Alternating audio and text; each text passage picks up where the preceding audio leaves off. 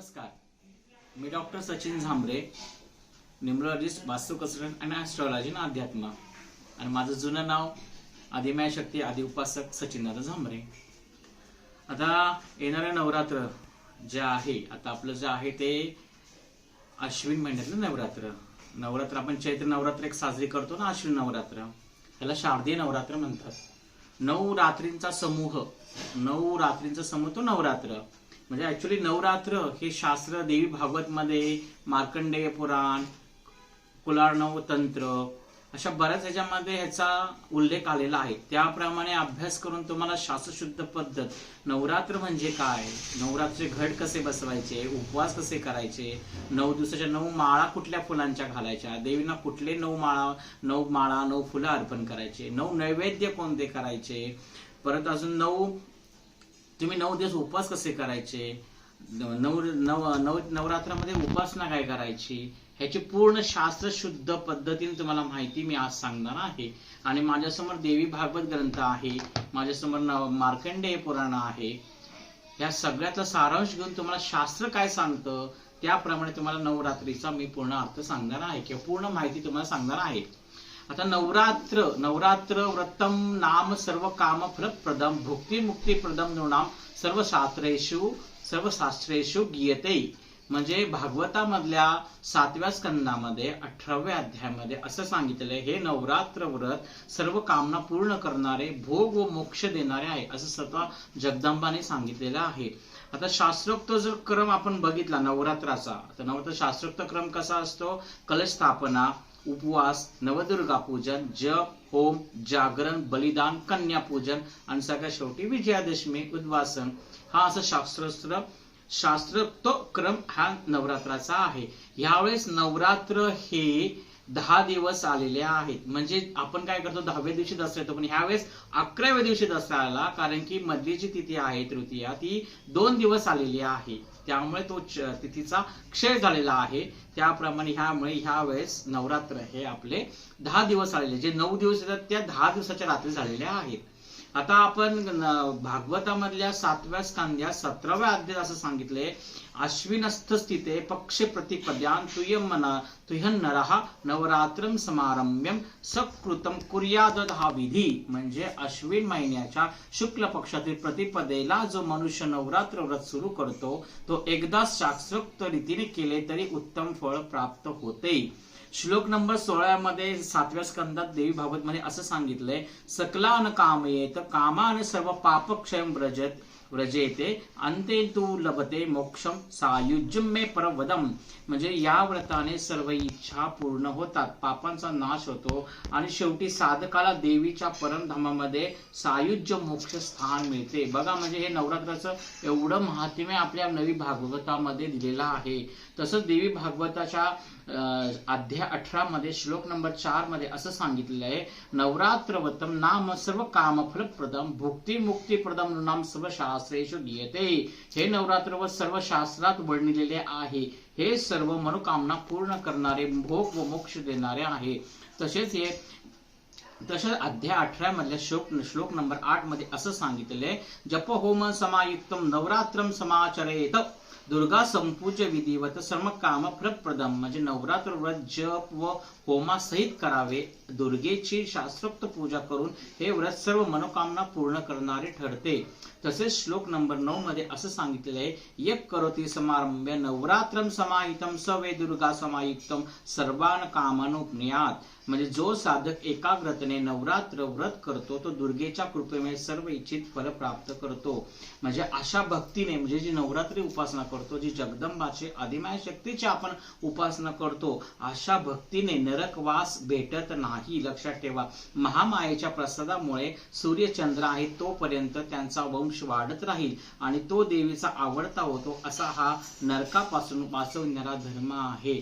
म्हणजे एवढं सुंदर नवरात्राचं वर्णन आपल्याला या भागवतामध्ये, देवी भागवतमध्ये, ग्रंथांमध्ये उल्लेख आहे. म्हणून नवरात्र उत्सव जास्त सर्वांनी करा, 9 दिवस उपवास करा. आता घरातील नवरात्र घट हा कसा असतो, म्हणजे आता ऍक्च्युली देवी भागवतामध्ये किंवा देवीने काय सांगितले स्वतः यंत्र सीता देवी तंत्र पूजनम, देवी जिथे जिथे वास आहे तिथे तिथे तिचे पूजन केलं जाते. म्हणजे ते मंदिरात असो, घरामध्ये असो, एखाद्या अरण्यात असो, जिथं देवीचा वास आहे तिथं हे देवीची पूजा उपासना ही केली जाते. आता घरातील नवरात्र घट आपण कसे करतो तर देवी भागवत महापुरामध्ये 7व्या स्कंदामध्ये अध्याय 39-41 यामध्ये असं सांगितलंय, देवीच्या उपासनेसाठी घट स्थापनेचा उल्लेख आहे. घट म्हणजे घटस्थ देवी, म्हणजे घटस्थ देवी म्हणजे घट म्हणजे काय, नारळ, पाणी, माती, सप्तधान्य यामध्ये शक्तीचं आव्हान करून देवीला घरात विराजमान करणे याचा हा शास्त्रशुद्ध अर्थ आहे. आता तसेच त्यामुळे प्रत्येक घरातील स्त्री पुरुषाला नवरात्रात थेट देवी पूजा करण्याची संधी मिळते. हा घट म्हणजे देवीचं सूक्ष्म स्वरूपातील घरातील निवास आहे, लक्षात ठेवा. म्हणजे साधारण घट दिसतो नाही, तर देवी आदिमाय शक्ती जी आहे मूळ स्वरूपामध्ये या ब्रह्मांडामध्ये आहे, त्या ब्रह्मांडामधली ती मूळ शक्ती, ती आदिमाय शक्ती देवी भगवती, ही देवी जी आपण म्हणतो त्या देवीचं सूक्ष्म स्वरूपातील स्वरूप म्हणजे हा नवरात्रामधला घट आहे, लक्षात ठेवा. आता मंदिरातली नवरात्री पूजा मी हे सांगितलं, घरातील नवरात्री पूजा. मंदिरात जी मूर्ती आहे ते देवीचे स्थायी विग्रह रूप आहे. आता बरेच जण मंदिरामध्ये देवीची जी निद्रा चालू आहे त्या योग निद्रा, देवीला जी झोपली आहे, जी निद्रा घेतीये, तसं ते देवीचे, कारण की ते पाषाणाचं पाषाण स्वरूप मंदिरामध्ये मूर्ती असते आणि त्याला वरती कळस असतो. जेव्हा मंदिरामध्ये कळस देवाला असतो, पाषाणाच्या मूर्तीचे षोडोपचार प्राणप्रतिष्ठायुक्त जी पूजन असते, मंदिरामधल्या देवीचे नियम हे पूर्णतः शास्त्रामध्ये वेगळे सांगितले. त्यांच्या पूजा, त्यांच्या नैवेद्य हे फार वेगळे, आणि घरामधल्या देवतांचे पूजा नैवेद्य वेगळे आहेत.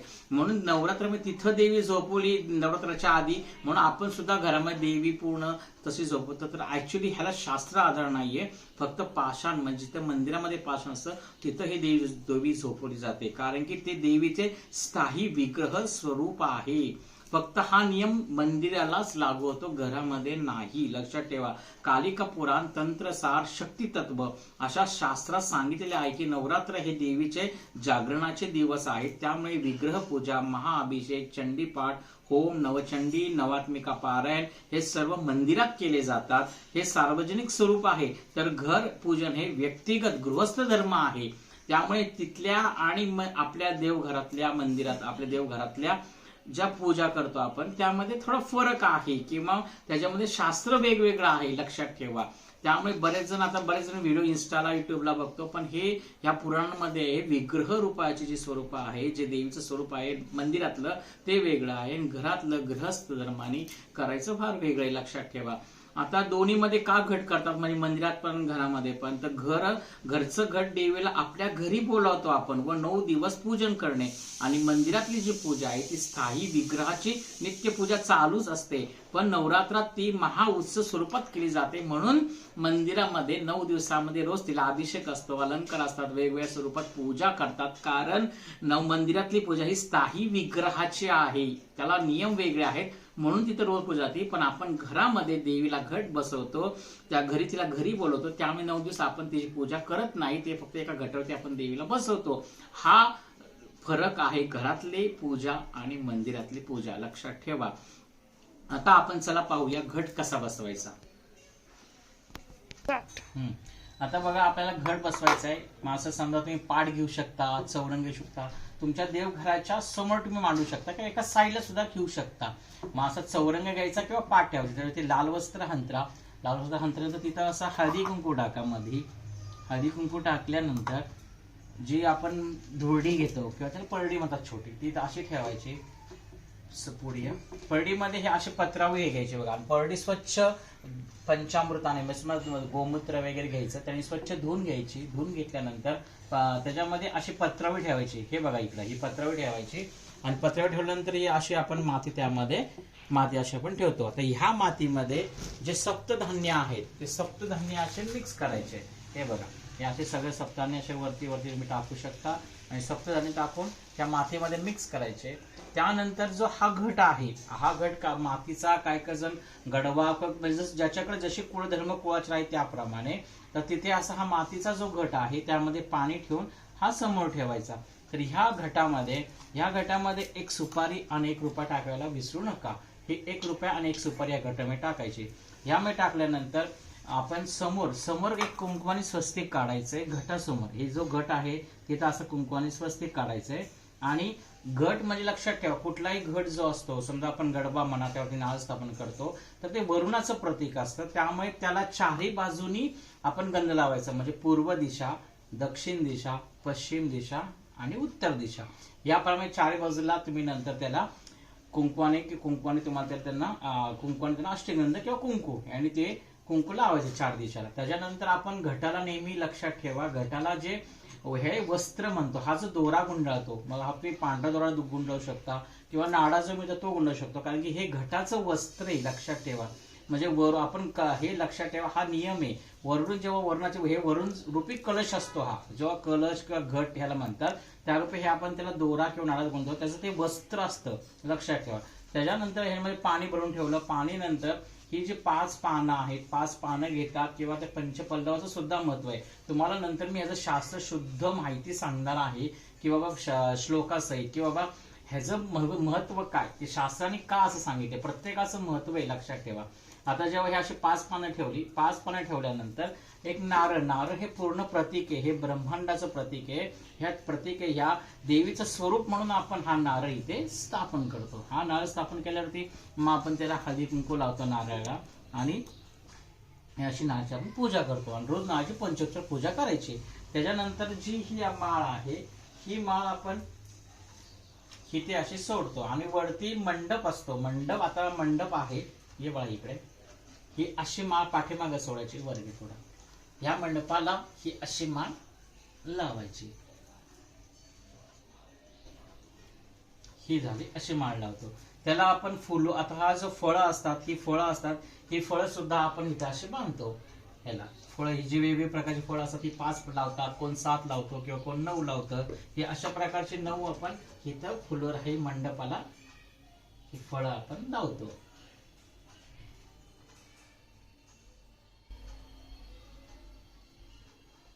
त्यानंतर जो सप्तमीला जो फुलोरा असतो, 7व्या दिवशी जो फुलोरा बांधतो, तो सुद्धा आपण इथेच बांधतो, ज्या कडकावणी म्हणतो.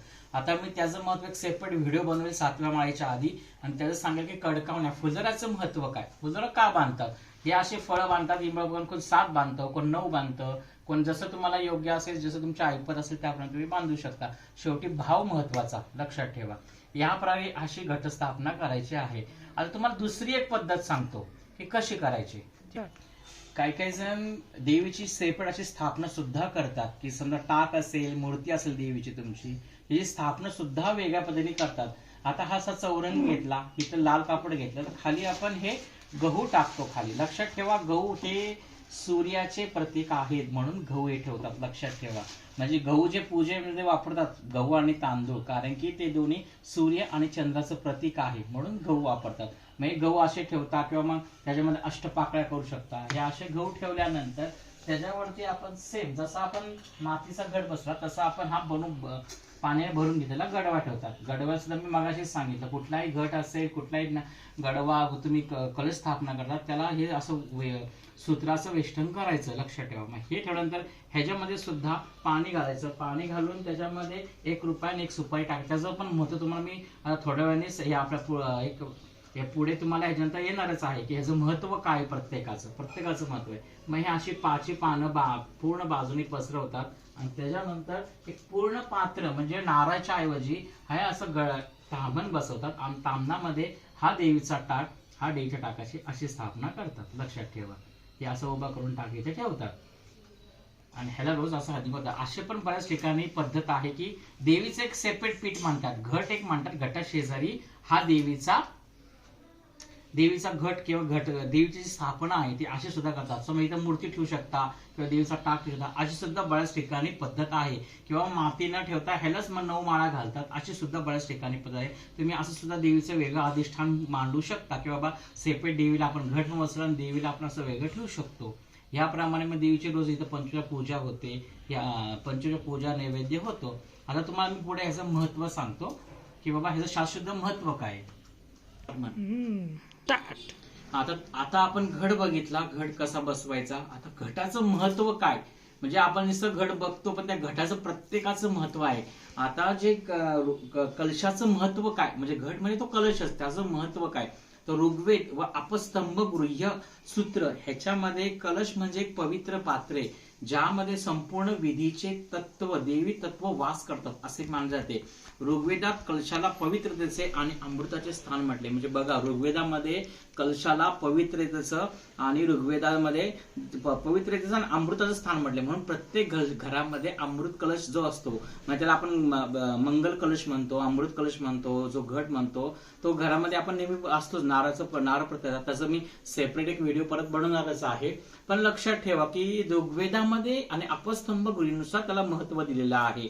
आता देवी भागवत पुराणामध्ये 7व्या स्कंदात अध्याय 17 आणि 18 मध्ये असं सांगितलंय, नवरात्र अंबाला कलश स्थापना करून त्या देवीला आव्हान करण्याचे विधी सांगितले आहेत. घटात जल, सुपारी, मग सांगितलं नाणी, धान्य, पंचरत्न ठेवले जातात व नारळाला वस्त्र गुंडाळले जाते. म्हणजे त्या घटाला आपण जे वस्त्र किंवा नारळाला पण वस्त्र गुंडाळतात. तर धर्मसिंधू ग्रंथ असा सांगतो, नवरात्रंबाला कलश ब्रह्मांडाचे प्रतीक मानलं जातं. म्हणजे जो कलश आहे तो ब्रह्मांडाचं प्रतीक आहे, लक्षात ठेवा. म्हणजे साधा कलश नाही, अख्खं ब्रह्मांड आहे तुमच्या घरामध्ये, लक्षात ठेवा. त्यात ब्रह्मा म्हणजे जे कलश असतो त्यामध्ये ब्रह्मा, विष्णू, महेश, मातृका व नवग्रहांचे आव्हान करण्याचे सांगितले. म्हणजे जो कलश आपण असतो त्या कलशामध्ये बघा, कलशामध्ये ब्रह्मा, विष्णू, महेश, पूर्ण ब्रह्मांड, मातृका एवढ्या त्या कलशामध्ये असतात, लक्षात ठेवा. एकात्मक अर्थ तुम्हाला सांगतो, एक मिनिट पॉज. हा जो मातीचा गट आहे, हा मातीचा गट म्हणजे पृथ्वी व स्थैर्य ह्याचं प्रतीक आहे, लक्षात ठेवा. म्हणजे पृथ्वी आहे ही, लक्षात ठेवा. म्हणजे पूर्ण ब्रह्मांडामध्ये जे पृथ्वी तत्व आहे ते पृथ्वी तत्व म्हणजे हा गट, म्हणून हे गटाची स्थापना आहे. त्यामध्ये घटावर ठेवलेला जो नारळ, आपण जो हा नारळ ठेवतो याच्यामध्ये, हा नारळ ह्याचा शिरोभाग म्हणजे शिरोभाग, चेतना, प्राणशक्ती आणि ब्रह्मरंध्र याचं प्रतीक आहे. म्हणजे प्राणशक्ती आहे, जे ब्रह्मरंध्र आहे, म्हणजे ब्रह्मातलं जे ब्रह्मरंध्र आहे, शिरोभाग आहे, ते चेतनाचं प्रतीक म्हणजे हा नारळ आहे, लक्षात ठेवा. नंतर ह्यातलं जे पाणी असतं, घटामधील जे पाणी आहे ते जीवनशक्ती आणि अमृतत्व आहे. पाण्याशिवाय माणसाचं जीवन व्यर्थ आहे, लक्षात ठेवा. पाणी हे अमृत मानलं आहे, म्हणून पाणी हे जीवनशक्ती आणि अमृतत्वाचं प्रतीक आहे. आणि घटाभोवतीची जी माती आहे, ती माती जी आहे ती पृथ्वी देवीचे रूप आहे. म्हणजे ही पृथ्वी, लक्षात ठेवा. म्हणजे पूर्ण बघा, म्हणजे ही जे अर्थ आहे याचा पूर्ण शास्त्रशुद्ध याचा अर्थ आहे. म्हणजे ही माती, हा घट म्हणजे हे पृथ्वी आणि पृथ्वीवरती ब्रह्मांड म्हणजे अख्खं ब्रह्मांडाचं प्रतीक म्हणजे हा घट आहे, लक्षात ठेवा. आणि जे आपण धान्य पेरतो म्हणजे सृष्टीची निर्मिती त्यातून दाखवली जाते. सृष्टीची निर्मिती व वाढ ही त्या घटातल्या आपण धान्य पेरतो त्यातून दाखवते. म्हणजे ही सृष्टी निर्मिती ह्या ब्रह्मांडातून झालीये असं दाखवलेलं आहे. आणि लक्षात ठेवायचं, तुम्हाला अजून एक सांगू का, समजा तुमच्या घरामध्ये दोष असेल किंवा काही बाधा असतील तर तो घट उगवत नाही. बरेच जणांच्या शंका येतात की बाबा घट आमचा उगवत नाही. आणि थोडं आपलं वैज्ञानिक दृष्ट्या सुद्धा कारण असतं की समजा ऊन, प्रकाश, हवा खेळती नाही मिळाली तरी धान्य उगत नाही. पण बऱ्यापैकी जर पूर्ण हवा खेळती असेल, पूर्ण प्रकाश असेल तरी सुद्धा धान्य उगवण्याचं समजायचं काहीतरी थोडी अडचणी आपल्या घरामध्ये आहेत, हे ह्याचं एक संकेत आहे, लक्षात ठेवा. आणि नंतर आता जे घटावरचे जे वस्त्र म्हटले मी, हे जे वस्त्र गुंडाळले किंवा मी सांगितलं, हे वरुणरूपी कलशरूपी वरुण असतो, वर्णाचं प्रतीक असतं. ते वस्त्र जे घालणारे आपण, ते वस्त्र म्हणजे शुद्धता व मंगल सूचक चिन्ह आहे. म्हणून काय काय जण घटाला घालतात किंवा ह्या नारळ सुद्धा वेस्टर्न वस्त्राचं करतात. म्हणजे आहे जे वेस्टर्न आहे ते वेस्टर्न जे आहे ते वेस्टर्न म्हणजे शुद्धता व मंगल सूचक चिन्ह असं या पूर्ण घटाचा अर्थ आहे. आणि कलशो ब्रह्मरूपश्च विष्णुरूपश्च शंकरः सर्व देवेभ्यो वेशा सर्व तीर्थमयो महान. देवी भागवतामध्ये 7व्या स्कंदामध्ये याचा उल्लेख आहे. म्हणजे नवरात्रातील जी घटस्थापना आहे ही देवीचे आव्हान ब्रह्मांडाची प्रतिकृती आहे. आणि हे ऋग्वेद देवी भागवत व धर्मसिंधू ग्रंथावर आधारलेलं नवरात्राची स्थापना आहे. किंवा जे घट बसवण्याचं आहे ते धर्मसिंधू निर्णय ग्रंथावर आहे. म्हणजे बघा आपली हिंदू संस्कृती किती भारी, किती छान दाखवली आहे, किती छान आपली हिंदू संस्कृती आहे की बाबा प्रत्येकाचा अर्थ आहे. उगाच घट बसवायचा त्याचा अर्थ माहीत झाला पाहिजे, त्या प्रत्येकाचा अर्थ सांगता आला पाहिजे. बाबा ह्या घटाचं महत्व काय, ह्या मातीचं महत्व काय, या नारळाचं महत्व काय, ते सूत्र विष्णू त्याचं महत्व काय, आपण जे पानं आपण घालतो, जे आपण नागवेलीची पानं घालतो त्याचा अर्थ काय. एवढं सुंदर म्हणजे हे जे पानं आपण जे टाकतो त्याला आम्रपात्र म्हणजे आंब्याचा ढाळा सुद्धा बघा किंवा विड्याची पानं घालतो, हे 10 दिशांचं प्रतिनिधित्व करतात, लक्षात ठेवा. म्हणून हे काय काय जण 5 घालतात किंवा काय काय जण 10 घालतात, 10 दिशांचं किंवा 8 घालतात. म्हणजे 10 दिशांचं प्रतिनिधित्व हे आम्रपल्लव जे विड्याचे पाने ते करतं, म्हणून ती पानं त्या घटावरती घातले ते म्हणजे जे दिशा आदि दिशापती म्हणतो आपण त्याचं प्रतीक ते आहे. म्हणजे पूर्ण ब्रह्मांड म्हणजे घट आहे, एवढा शास्त्र शुद्ध अर्थ या नवदय घटाचा आहे. आता कलशाचं महत्व ऋग्वेद व अपस्तंभ गुळीनुसार कलश म्हणजे पवित्र पात्र आहे ज्यामध्ये संपूर्ण विश्व तत्व वास करते असे म्हणते. ऋग्वेदात कलशाला पवित्रच्या नामदाचे स्थान मिळाले. अपस्तंभ सूत्रामध्ये घटस्थापना ही देवपूजेत केली आहे. आता घटामध्ये आता पुढे हे घट झाला त्याची पूजा कशी करायची रोज. आता रोज पूजा करताना देवीचे स्नान मंत्र सांगितले. नवरात्रामध्ये देवी भागवत व आगमाधारित पूजा विधीनुसार स्नान करताना मंत्र घेतात. गंगेचे व गोदावरी सौदे नर्मदे सिंधू कावे जलस्मिने नदी करू हा मंत्र घेऊन अपवित्र पवित्र वा सर्वस्था गतो जीवा यस्मरेण स्पुंडरीकाक्षं सबाह्य शुची सबाह्यंतरा शुची. म्हणजे असं म्हणून देवीला फक्त पाणी शिंपडायचं, पूर्ण घालायचं नाही, तो घट बसलाय फक्त फुलाने असं हा मंत्र म्हणून पाणी शिंपडायचं. देवीसाठी स्नानम समर्पयामी घरगुती गटाला आपण असं करतो. घरगुती गट प्रतिपूजे प्रत्यक्ष स्नान घालत नाही, थोडे पाणी गंध अक्षरशः शिंपडून स्नान समर्पयामी असं आपण म्हणतो. मंदिरातील मी आधीच सांगितलं मंदिरातली जी विग्रह पूजा असते तिथं पंचामृत स्नान घालतं, दही दूध पंचामृताने देवीला स्नान घालतं नवरात्रामध्ये. नंतर स्वच्छ जलस्नान वस्त्र अलंकार या सुद्धा असे देवीला मंदिरामध्ये घातल्या जातात. म्हणून मंदिरातला घरातला फरक आहे, म्हणून मंदिरामध्ये त्यांना पूजा केली जाते, साडी बदली जाते, रोज त्यांच्या वेगळ्या रूपामध्ये पूजा करते. पण घरामध्ये नाही, घरामध्ये फक्त आपण फुलाने पाणी शिंपडायचं, हळदी कुंकवायचं, पंचोपचार पूजा करायची, लक्षात ठेवा. आता देवी भागवतामध्ये महापुराण जे आहे देवी भागवत महापुराण आहे त्या सप्तम स्कंदात अध्याय 18 व श्लोक 12 ते 15 मध्ये असं सांगितलेलं आहे की अर्चयेतु सतम भक्त्या स्नानालंकार मंत्रके धूप दीप पंचोपचारे नैवेद्यम समर्पय. म्हणजे नवरात्रात किंवा नियमित पूजा करताना देवीची भक्तिभावाने पूजा करावी आणि देवीला स्नान घालावं पाण्याने किंवा पंचामृताने. त्यानंतर अलंकार वस्त्रे फुले अर्पावे, धूप दीप नैवेद्य विध उपचार देवीची सेवा करावी. जर प्रतिष्ठित मूर्ती किंवा स्थायी विग्रह असेल म्हणजे पाषाणाची मूर्ती असेल तर शास्त्राने स्नान वस्त्र अलंकार ही क्रिया सांगितलेली आहे. पण घरगुती घट म्हणजे कलश नारळ मातीची मूर्ती प्रतिमा याला आपण प्रत्यक्ष स्नान घालत नाही, त्याऐवजी स्नान मंत्राने आव्हान केले पाणी आपण शिंपडतो. म्हणजे नवरात्रामध्ये अशी पूजा करायची. म्हणून बरेच जणांची शंका असते की बाबा तिथं कसं काय पूजा करतात, घरामध्ये आपण पूजा करत नाही. तर घरामध्ये फक्त फुलाने शिंपडून सांगितले, ती स्थायी विग्रही मूर्तीची पूजा आहे म्हणून तिथं रोज अलंकार वस्त्र अलंकार महापूजा अभिषेक सगळं चालतं, लक्षात ठेवा. असे बराच फरक याच्यामध्ये आहे. आता बरेच जणांचा मला फोन आलता किंवा कमेंट मध्ये सांगितलं की बाबा दादा आम्ही 9 दिवसाच्या मध्ये 9 दिवसाची पूजा कशा करायच्या, 9 दिवसामध्ये 9 माळा सांगितल्या आहेत. आता तुम्हाला प्रत्येकाचं एक एक प्रमाणे तुम्हाला माळा कुठल्या घालायच्या, फुलं कुठली अर्पण करायची, नैवेद्य कुठला अर्पण करायचा हे तुम्हाला सांगतो. आता ऍक्च्युअली देवी भागवतामध्ये स्कंद 7व्या मध्ये असं वर्णन आहे.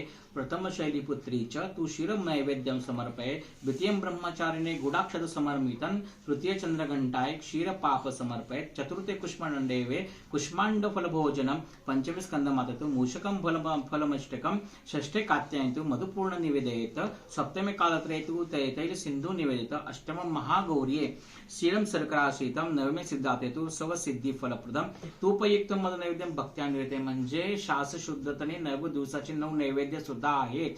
लक्षात ठेवा तुम्ही देवपूजा करताना 9 दिवसाचे 9 नैवेद्य सुद्धा देवीला अर्पण केले पाहिजेत. त्याची प्रत्येकाची फळं वेगवेगळी आहेत. आता देवी भागवताप्रमाणे 7व्या स्कंदाप्रमाणे व कल्पद्रुम काल निर्णय काही नवरात्र पूजन विधी पद्धती ग्रंथांमध्ये 9 दिवसाचे नैवेद्य आता मी पुढीलप्रमाणे सांगतो. आता जी पहिली येते ती पहिले शैलपुत्री माता असते. मग ह्या नवदुर्गा आहेत, नवदुर्गातली पहिली जी आहे ती शैलपुत्री. आता माळा त्याला घालताना श्वेत कमळ आणि श्वेत पुष्प ही माळ शैलपुत्रीला पहिल्या दिवशी देवीला घालायची असते. म्हणजे ज्या 9 माळा घालतो आपण, जी विड्याची पानांची माळ घालतो ती आपण 9 घालतो, त्याच्यामध्ये पहिल्या त्या माळेबरोबर श्वेत कमल किंवा श्वेत पुष्प ह्याची माळ घालायची आणि त्याचा अर्थ आहे निर्मळता शुद्धता व शांततेचे प्रतीक म्हणून ती श्वेत पुष्प श्वेत कमल आपण घालतो. म्हणजे प्रत्येकाचा अर्थ सुद्धा आहे, लक्षात ठेवा. आता नंतर त्याचा मंत्र आहे ओम देवी शैलपुत्रे नमः. पहिल्या दिवशीचा मंत्र हा तुम्ही 108 वेळा म्हणू शकता, 51 वेळा म्हणू शकता, यथासांग तुम्ही म्हणू शकता. आणि आता जो नैवेद्य आहे पहिल्या दिवशी नैवेद्य सांगितलं शुद्ध तुपाचा नैवेद्य देवीला सांगितलाय. म्हणजे तूप भात किंवा दूध साखर म्हणजे दुधापासून बनवलेला पदार्थ हा देवीला पहिल्या दिवशी नैवेद्य द्यायचा आहे. म्हणजे दुधामध्ये आपण दुधामध्ये साखर घालतो किंवा बासुंदी बनवतो, हा नैवेद्य देवीला पहिल्या दिवशी आहे. आणि ह्या नैवेद्याचा अर्थ किंवा हा नैवेद्य दाखवून तुम्हाला फल प्राप्त काय होणार आहे, तर शुद्धता, स्थैर्य प्राप्त होते, रोगापासून तुमची मुक्तता होते, घरामध्ये रोगराई येत नाही. म्हणजे तुपात केलेले तांदळाचे पदार्थ सुद्धा तुम्ही दाखवू शकता, कारण की ते दूध आणि साखरेचं शक्यतो सांगितलेलं आहे. म्हणजे तुम्ही हा नैवेद्य दूध साखर नैवेद्य जर तुम्ही पहिल्या दिवशी देवीला दाखवला तर तुम्हाला रोगापासून मुक्ती मिळते आणि तो नैवेद्य तुम्ही ब्राह्मणाला दान सुद्धा देऊ शकता. आता दुसरं जे आहे ते ब्रह्मचारिणी, जे दुसरी माळ आहे ती दुसरी दैवी येते आपली ती ब्रह्मचारिणी, दुसरा दिवस म्हणजे ब्रह्मचारिणी. तर त्या ब्रह्मचारिणीला माळ जे घालतो आपण ती दुसरी माळ आहे कनकचंपा, अपराजिता किंवा श्वेत कन्हेर, अशा तिघांपैकी कुठल्याही एकाची तुम्ही माळ तिला घालू शकता. आणि त्याचा अर्थ आहे तपस्या आणि संयम, ह्याचा तो अर्थ आहे. म्हणून दुसऱ्या दिवशी अपराजिता, कनकचंपा किंवा श्वेत कन्हेर ह्याची माळ घालायची आहे. नैवेद्य दाखवायचा गुळ व अक्षदा, म्हणजे भात किंवा धान्य असं दाखवलं, म्हणजे गुळ, शक्यतो गुळाचा नैवेद्य दाखवतात. आणि त्याचा मंत्र आहे ओम देवी ब्रह्मचारिण्ये नमः. आणि गुळ, साखर, फळे, बेळफळ ह्याचा सुद्धा तुम्ही नैवेद्य दुसऱ्या दिवशी दाखवू शकता. आणि तुम्ही हा गुळाचा नैवेद्य दाखवल्यामुळे त्याचा अर्थ असा आहे तपशक्ती, संयम, आयुष्याची दीर्घता, म्हणजे तुमचं आयुष्य वाढण्याचं काम हा नैवेद्य दाखवल्यामुळे होतं. म्हणजे बघा किती फळ दाखवले, साधा फक्त गुळाचा नैवेद्य दाखवतो आपण, देवी तुम्हाला एक साधा गुळाचा नैवेद्य दाखवलं, देवी तुम्हाला काय काय तुम्हाला फळ प्रदान करणार आहे. म्हणजे प्रत्येकाचा अर्थ सांगते, तुमचं आयुष्य वाढतं म्हणून दुसऱ्या दिवशी गुळाचा नैवेद्य दाखवलेला आहे. आता तिसरं जे आहे ते चंद्रघंटा, ही जी तिसरी माता ती चंद्रघंटा आहे. आता चंद्रघंटाला म्हणजे जेव्हा देवीने नवदुर्गामध्ये जे तिसरं रूप घेतलं चंद्रघंटा, तिच्या डोक्यावरती चंद्र आहे, चंद्रेचा आकार हा घंटेसारखा आहे, म्हणून तिला लाल गुलाब आणि रक्तकमळ याची तिसरी माळ सांगितली आहे. शास्त्राने ह्या माळा सांगितलं, हे मी माझ्या मनाचे सांगत नाही, हे समोर देवी भागवत आहे, देवी भागवत ग्रंथांचा आधार घेऊन सांगितलेले लक्षात ठेवा. आणि लाल गुलाब आणि रक्तकमळाचा अर्थ आहे सृष्टीची निर्मिती आणि आनंद, म्हणून ती माळ घालायची असते. नैवेद्य आहे तिसऱ्या दिवशी दूध खीर, म्हणजे पायस म्हणतात. म्हणजे दुधामध्ये खीर जी करतो आपण, आपण तांदळाची खीर करू शकता. तांदळाची खीर त्यामध्ये म्हणजे तांदूळ जे आहेत, भात आहे जो तो पाणी न टाकता दुधामध्ये शिजवायचा, त्यात थोडं तूप टाकायचं आणि साखर टाकायची, ह्याला पायस म्हणतात. पायस हा देवीला फार सुंदर आवडतो, लक्षात ठेवा. आता तुम्हाला एक तोडगा सांगू, ज्यांचं घर होत नसेल त्यांनी किंवा ज्या देवीची तुम्हाला कृपादृष्टी पाहिजे किंवा खूप अडचण आहे त्यांनी 121 किंवा 101 बुधवार, लक्षात ठेवा 101 बुधवार, ते तुम्हाला 2 वर्ष लागतील. 101 बुधवार तुम्ही देवीला पायस दाखवला नैवेद्य, तुम्हाला तुमचं घर हे 100% होणार. ज्यांचं घर पण 101 101 बघा, एका महिन्यामध्ये 4 12 48 असे तुम्हाला किती 1-2-2.5 वर्ष तुम्हाला ते कंटिन्यू न खंड पडता हा नैवेद्य दाखवला पाहिजे. ही देवी भागवतली सगळ्यात मोठा तो उपासना आहे. आता नंतर हा नैवेद्य दाखवल्यामुळे, हा नैवेद्य म्हणजे खीर किंवा पायसचा नैवेद्य सांगितलाय तिसऱ्या दिवशी, हा नैवेद्य दाखवल्यामुळे तुमच्या मनातली भीती नाहीशी होऊन आनंद, तुम्हाला शांती मिळते. हे एवढं ह्या तिसऱ्या दिवशी नैवेद्य दाखवल्याचा परिणाम आहे. म्हणजे तुम्हाला शांती मिळण्यासाठी तुम्हाला हा नैवेद्य देवीला तिसऱ्या दिवशी दाखवायचं, लक्षात ठेवा. नंतर चौथा जो दिवस आहे तो कुष्मांडा, चौथ्या देवीचं नाव आहे कुष्मांडा. चौथ्या दिवशी कुष्मांड देवी असते, त्यामुळे तिला माळ आहे गुलाबी कमळ आणि गंधराज हे फूल आहे. हे तुम्ही गुगलला सर्च करू शकता, तुम्हाला गंधराज फूल भेटेल किंवा गुलाबी कमळाची माळ ही चौथ्या दिवशी घालायची आहे. त्याचा अर्थ आहे सृष्टीची निर्मिती आणि आनंद हे चौथ्या माळेमुळे असतात. त्याचा मंत्र आहे ओम देवी कुष्मांडाय नमः. आणि नैवेद्य आहे भोपळ्याचे पदार्थ म्हणजे जे कुष्मांड आहे. कुष्मांड तुम्हाला माहितीये, जो कोळा असतो आपण घरामध्ये त्याला कुष्मांड म्हणतात. ते देवीचं रूप आहे म्हणून तो कोळा घरामध्ये बांधतात, कारण की तो कुष्मांड आहे. त्या कुष्मांड म्हणजे त्या कोळ्याचे तुम्ही वेगवेगळे नैवेद्य देवीला दाखवू शकता, काही त्याचे वेगवेगळे पदार्थ बनवू शकता. म्हणून भोपळ्याचे पदार्थ देवीला चौथ्या दिवशी दाखवायचे असतात. आता तुम्ही म्हणाल जे उपवास असतात हे नैवेद्य कसे काय, तर उपवास आपल्याला असतो पण देवीला हे नैवेद्य दाखवायचे असतात. तुम्ही उपवास तुम्ही ते नैवेद्य प्रसाद तुम्ही कोणाला देऊ शकता किंवा ब्राह्मणाला तुम्ही दान सुद्धा देऊ शकता. हा नैवेद्य दाखवल्यामुळे तुम्हाला आरोग्य, तेज आणि समृद्धी मिळते. म्हणून कुष्मांड म्हणजे भोपळ्याचे पदार्थ देवीला चौथ्या दिवशी तुम्ही दाखवायचे असतात. नंतर जी 5वी येते ती स्कंदमाता. स्कंदमाता म्हणजे स्कंदमाता जी आहे म्हणजे कार्तिकी, स्कंद म्हणजे कार्तिकीय, कार्तिकेयची आई म्हणजे ती स्कंदमाता. ती स्कंदमाताला बाळ जे आहे 5व्या दिवशी ती जाई जुई म्हणजे किंवा पांढरं कमळ किंवा जाई जुईच्या माळा तुम्ही 5व्या दिवशी देवीला घालायच्या. ज्या घटाला आपण माळ घालतो त्यातल्या 5व्या दिवस तुम्हाला महत्व सांगितले मी. त्याचा अर्थ आहे मातृत्व आणि शांती. म्हणजे घराला मातृत्व समजा तुम्हाला मूल होत नसेल, घराला संततीचा प्रॉब्लेम असेल तर ते मातृत्व त्या घराला प्राप्त होतं, शांती मिळते. म्हणून ती 5व्या दिवशी जाई जुईची माळ घालायची असते. त्याच्यामुळे नैवेद्य आहे 5व्या दिवशी हा फळे व गोडान्न हा याचा नैवेद्य आहे. नंतर मंत्र जो आहे तो ओम देवी स्कंद माताय नमः. ह्या नैवेद्य दाखवल्यामुळे तुम्हाला आता जो 5व्या दिवशी नैवेद्य झाला तो फळ आणि गोडान्न सांगितले. फळामध्ये केळी सांगितलीत, मध सांगितलेत, खिरी वेगवेगळ्या दाखवू शकता तुम्ही. म्हणजे गोडान्न कुठले दाखवू शकता किंवा केळी किंवा मध दाखवू शकता. जे फळ आहे फळामध्ये शक्यतो केळी देवीला तुम्ही हा नैवेद्य दाखवू शकता त्या दिवशी. आणि हा नैवेद्य दाखवल्यामुळे तुम्हाला ज्ञान, मातृकृपा आणि संतान सुख प्राप्त होते. म्हणून ही 5व्या दिवशीचा हा नैवेद्य. नंतर जे आहे ते कात्यायनी. 6व्या जी येते पुढची 6वी माळ येते ती कात्यायनी. 6वा दिवस येतो कात्यायनी. कात्यायनी म्हणजे कात्यायन नावाच्या ऋषींनी जगदंबेची उपासना केली आणि साक्षात जगदंबा त्या कात्यायन ऋषींच्या पोटी जन्म घेतला. म्हणून ते कात्यायन ऋषींच्या जन्मपोटी घेतला म्हणून कात्यायन ऋषींची मुलगी म्हणून कात्यायनी हे नाव त्या देवीला पडलं. म्हणून 6व्या दिवशी जी माळ येते ती लाल जास्वंद म्हणजे लाल जास्वंदाची माळ ही 6व्या दिवशी घालायची आहे. कारण दुष्ट संहारिणी शक्ती, आकर्षण शक्ती जी प्राप्त होती ती ह्या 6व्या दिवशी लाल जास्वंद घातल्यामुळे. म्हणजे जे दुष्ट संहारण शक्ती म्हणजे दुष्टांचा नाश होण्यासाठी, देवीकडून कृपादृष्टी प्राप्त करण्यासाठी ही लाल जास्वंदाची माळ घालायची, आकर्षण शक्ती प्राप्त होते. त्याचा मंत्र आहे ओम देवी कात्यायने नमः. नैवेद्य आहे मधुर पदार्थ व मध. म्हणजे मधुर पदार्थ सांगितले आहेत. मधुर पदार्थ म्हणजे कुठले गोड पदार्थ तुम्ही दाखवू, जे मधुर आहेत तुम्ही मध दाखवू शकता. मधाचं नैवेद्य दाखवू शकता, ते मध तुम्ही ग्रहण करू शकता. आणि हा नैवेद्य दाखवल्यामुळे तुम्हाला खूप शांती, समाधान, आकर्षण शक्ती प्राप्त होती. लक्षात ठेवा उपासनेने या 6व्या देवीच्या नैवेद्यामुळे. नंतर पुढे जाते 7वी कालरात्री. कालरात्री ही याची म्हणजे कालरात्री म्हणजे महाकालीचं स्वरूप आहे ते कालरात्री. लक्षात ठेवा ती कालरात्री जे 7व्या दिवशी तिला माळा आहेत नील पुष्प अपराजिता. निळी अपराजिता म्हणजे जे रुईचे त्याला अपराजिता म्हणतात. रुईचे 2 असतात, पांढरी रुई असते, निळ रुई असते. तेव्हा त्या रुईची जी फुलं असतात रुईच्या झाडाची अपराजिताची फुलं ती तुम्ही तिला बांधू शकता. किंवा जे तुम्हाला गोकर्ण निळ असतं ते निळ फुलं तुम्ही देवीला माळा घालू शकता. म्हणजे बघा शास्त्रानुसार माळा ह्या सांगितलेल्या आहेत. लक्षात ठेवा.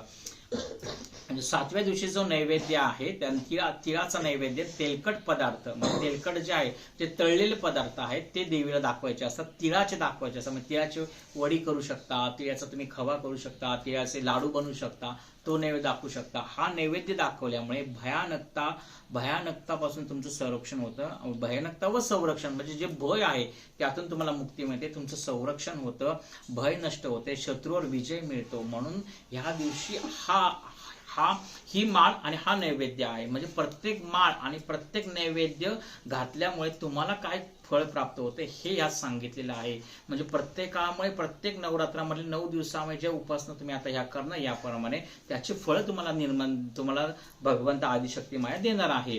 आता जो नैवेद्य आहे तो गुळ मी सांगितलं, गुळ आणि तिळाचे पदार्थ, त्यामुळे ते तुमचं भय नष्ट होतं, शत्रू विजय होतो. नंतर जे आहे अष्टमा म्हणजे 8वा दिवस येतो ती महागौरी म्हणजे 8व्या दिवशी जी माळ आहे ती मोगरा, श्वेत कनेर किंवा पांढरं कमळ. ते मोगरा आहे, ते मोगरा तुम्ही तिला मोगऱ्याची माळ घालू शकता. समजा ही फुलं नाही भेटली तुम्हाला तर तुम्ही एक तरी फुल त्यातलं ते त्या माळेमध्ये घालू शकता. की असा अट्टास धरू नका की बाबा हीच माळ पाहिजे. आता शास्त्राने सांगितले नाही मिळालं तुम्ही त्यातलं एक सुद्धा कुठलंही फुल वापरू शकता. आता मोगरा तर 2-3 मोगऱ्याची फुलं मिळाली, बाकी तुम्ही झेंडू घातले तरी चालेल, पण जर मिळालं तुम्हाला पूर्ण मोगरा तर पूर्ण मोगरा घाला. म्हणजे जर ह्या फुलं जर तुम्हाला नाही भेटली तर आता एक तरी फुल त्या माळेमध्ये त्या दिवशी घाला. आता त्या दिवशी जो नैवेद्य आहे तो दूध व साखरेचा नैवेद्य आहे. म्हणजे दुधी भोपळा जो आहे तो दुधी भोपळा सुद्धा नैवेद्य त्या दिवशी चालतो. नारळाचा नैवेद्य जाऊ शकतो. म्हणजे नारळ तुम्ही फोडून, नारळ किसून तुम्ही त्या नारळाचं खवून त्या नारळाच्या दुधामध्ये साखरेचं नाही दूध साखर मिक्स करून तुम्ही त्याचं नैवेद्य बनवू शकता किंवा वडी नारळाची बनवू शकता. हा आहे 8व्या दिवसाचा नैवेद्य. तो मंत्र आहे 8व्या दिवसाचा ओम देवी महागौरे नमः. आणि हा नैवेद्य तुम्ही जो अर्पण करा, दूध व साखरेचा मिक्स जो नैवेद्य तुम्ही किंवा जो नारळाचा नैवेद्य तुम्ही महागौरीला दाखवणार आहे 8व्या दिवशी, त्यामुळे तुम्हाला पवित्रता, जीवन शुद्धी व सौभाग्य प्राप्त होतं. 8व्या दिवशीच्या उपासनेने, 8व्या दिवशीच्या माळ घातल्यामुळे, 8व्या दिवशीची हा नैवेद्य अर्पण करणे. नंतर येतो शेवटचा दिवस, तो 9वा दिवस. 9व्या दिवशी सिद्धिदात्री आहे, सिद्धता मिळते तुम्हाला. त्या दिवशी माळ आहे गुलाबी किंवा लाल कमळांची माळा त्या दिवशी 9व्या दिवशी घालायची असते.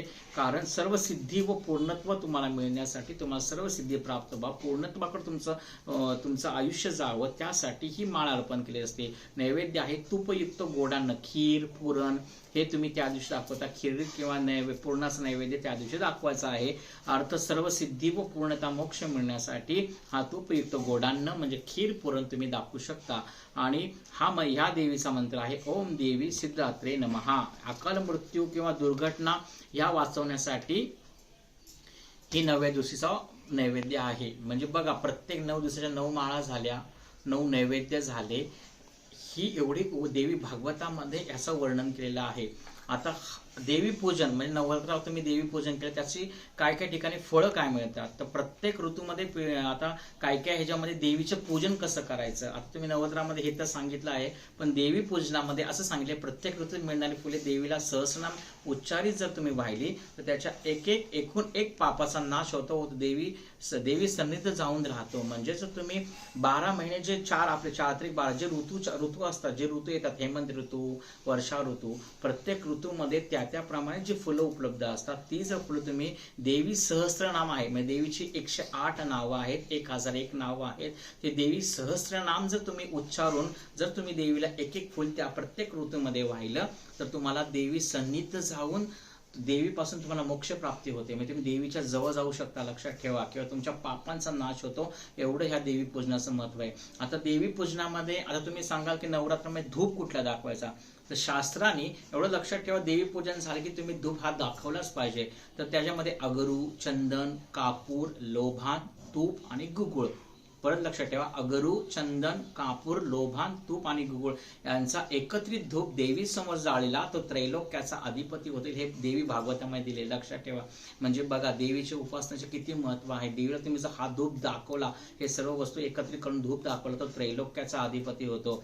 आता देवी पुढे अखंड कापूर जर तुम्ही लावला व दिवा लावला तर तो सूर्यलोकी जातो. बघा, म्हणजे किती महत्व आहे देवी समोर कापूर जाळण्याचा किंवा दिवा लावण्याचा. लक्षात ठेवा. आता दिव्यावरून झालं, दिवा लावताना अखंडित दिवा दाखवायचा. लक्षात ठेवा, दिव्याची ज्योत असते ती पूर्वेकडे तोंड करून झाली पाहिजे किंवा उत्तरेकडे तोंड झालं पाहिजे. दिव्याची जी ज्योत आहे ती कधी दक्षिणेकडे दाखवायची नाही. लक्षात ठेवा, दक्षिणेकडे दिवा फक्त दिवाळीमध्ये आपण यमदीप पूजन असतं त्यावेळेस यमाला तो दिवा असतो. इतर वेळेस आपण जो देवघरातला जो दिवा समईला असेल, जो मोठा दिवा असतो त्याला फुलवात असते, तिथे काय मधी असते, त्यामुळे काय त्याचा काही कुठला प्रश्न येत नाही. पण जेव्हा समय असते त्याची जी वात आहे ती पूर्वेकडे किंवा उत्तरेकडे पश्चिमेकडे झाली पाहिजे. शक्यतो देवी समोर ती वात झाली पाहिजे. आणि जो दिवा ठेवतो देवीच्या उजव्या हातापाशी ठेवला पाहिजे. म्हणजे आपल्या डावीला देवीच्या उजव्या हाताला दिवा नेहमी पाहिजे. हे शास्त्राने सांगितलेलं आहे की देवघरातला दिवा हा देवांच्या उजव्या हाताला पाहिजे, देवीच्या उजव्या हाताला पाहिजे. त्यामध्ये तुम्ही तिळाचं तेल, देवीला तिळाचं तेल खूप आवडतं, तिळाचं तेल घालू शकता तुम्ही. जे रेग्युलर तेल असतं ते तेल घालू शकता. नवरात्रामध्ये तिळाचं तेलाचा दिवा लावला तर फार छान, त्याचं फळ फार छान मिळतं. लक्षात ठेवा. आता त्याच्यामध्ये परत असं पण सांगितलेलं आहे की देवी समोर जो 1000 किंवा 100 दिवे तेवत ठेवील तो सुद्धा हेच फळ प्राप्त करतो. म्हणजे तो त्रैलोक्याचा अधिपती होतो.